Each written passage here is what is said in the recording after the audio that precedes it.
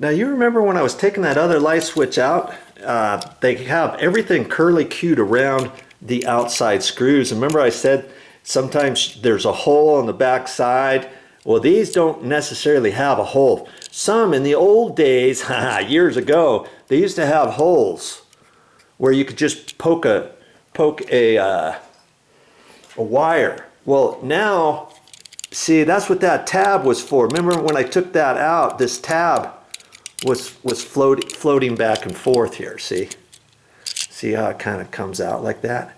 Well, that's if you want to just poke your wire straight in, and then this would act as a shim or a flap. So when you tighten this screw down, it tightens down that flap right on your wire. Because see, here's where two holes could be, and you could put your black wire either there or there. You see, same for this side. You could put it either there or there once you loosen that up and pull that back. Do you see what I'm saying? That's what that little metal thing is for. Here's the other one up here. You loosen that up a little bit, pull that back, flap that back, and push the wire in that way. If you don't want to twist it. Most electricians usually like to twist it. Then you're assured it's never going to slip out of the back. You see? Okay? So, you remember how I'm going to do it? I'm going to face this upside down because see, remember this is top, is up on the left hand side. I'm going to flip it around. Here's the ground screw, here's the black screw. And that's for my two on that side, because you always want them curly cueing the right direction. As you're tightening the screw, the wires should be wrapped around the same direction, and they are. Good on them. Okay. So now I'm gonna put this back on, and on the ground. Remember, I don't. Did I take the ground screw off? I think I did. Let's see. I might. I was gonna say I might be able to get it on there, but it's kind of tricky without moving that wire. And oh, I think I remember. I put the black one on. See, I just twist that on there. And I took the screw out on the ground. Okay. And see, on that black wire, I could have pinched it together a little bit more. But the last person, they didn't have it pinched.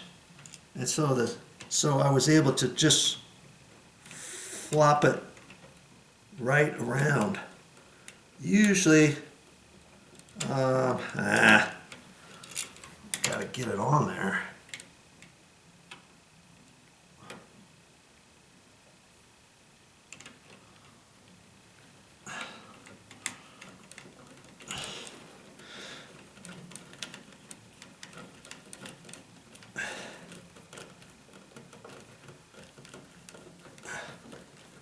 Just make that tight. I'm going to loosen this screw up, and I'm going to kind of pinch the end down. That way it's assured of never coming loose. It's not going to come loose. See, now I got it on there where it's not going to fall and it's going the right direction and stuff. Did I really have to do that? The head on the screw is big enough that I shouldn't have had any problems with it. Okay, like that. And then remember, I took that and just twizzled it up like that. And now the red screw's up at the top, the black screw's at the bottom. Okay, so I'm going to screw that on there, and we're going to get ready for our next step. Okay, so I put those two in. Everything is like for like. I didn't do anything different, did I, on this? So I should be fine. And so I'm gonna push these wires back in, and I like to kind of make sure the wires get pushed in all the way. You see my little screw came off, but that's okay. I'm just gonna take it off all the way. I'm gonna save those two little things, those two little washers, cardboard washers for something else. I don't need those. In fact, I don't need these screws right now. I like to take this and just push it straight in and make sure it's going in straight. That's my little pet peeve. Make sure this goes out straight, not at an angle, so that when the cover plate goes on, the cover plate is going to go on nice and straight, you know. It's like that ground screw is right up in there. Okay, it'll fit.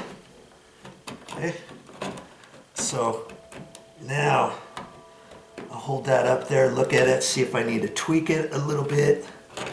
Hold it back up there. And that's going to be fine. Now see, I couldn't have done that if these screws were in there, right? That's why I like to take those out. All right, so I'm going to screw that back together, get my get everything buttoned back up the way I found it. Oh, that's funny. I actually screwed this all in, but I'm gonna leave it out because I want to turn the power back on. Is it possible that the main power goes here, then from here over to the other one, then from the other one up? Yes, it is very possible because there's two sets of wires in here.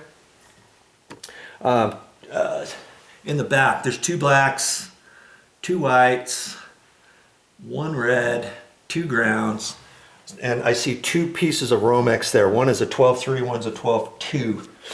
And you see, it could also be possible that the main power is coming in here. And if so, then the main power would go from here over to that light switch, and then from there up to the two light switches. Or it can go the other way. The main power could start there over to that light switch, and then from there up to the lights. So I kind of want to find that out before I screw this one in.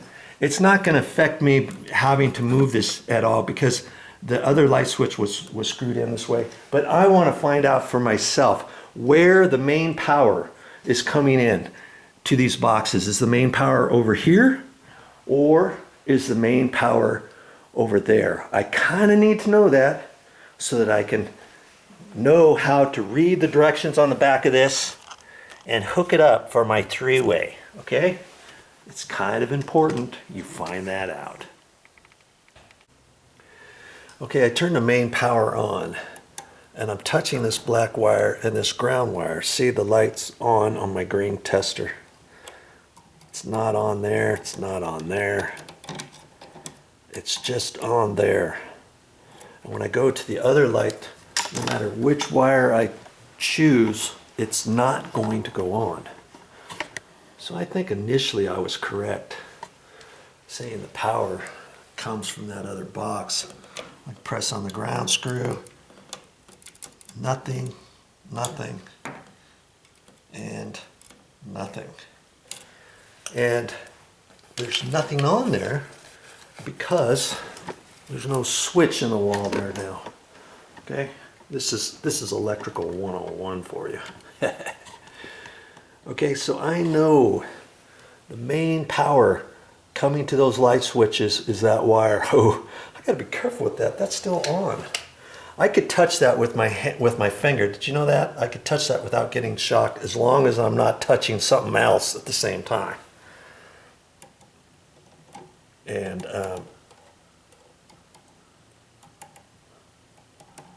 let's see.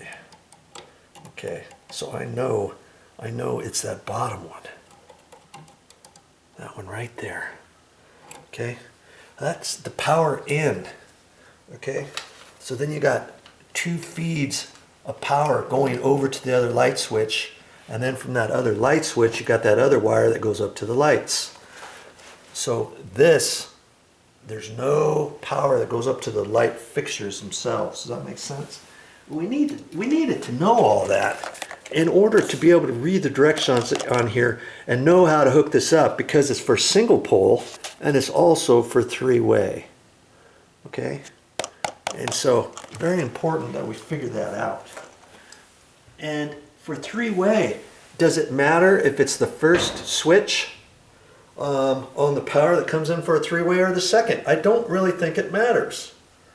Okay, I'll have to read the directions on there and figure it out. I'm pretty sure it does not matter, but I'll get back to you on that one. And I've noticed this light switch here. Can you see how it's kind of coming out?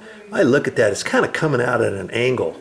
That's because it's tweaked. So I'm going to turn the power back off on this so that there's no power in here. There's two breakers I've got shut off, you know, initially. One for there, one for here. This breaker's on. I'm going to turn this breaker back off. Then I'm going to unscrew this, pull it out so I can tweak it over and push it back in.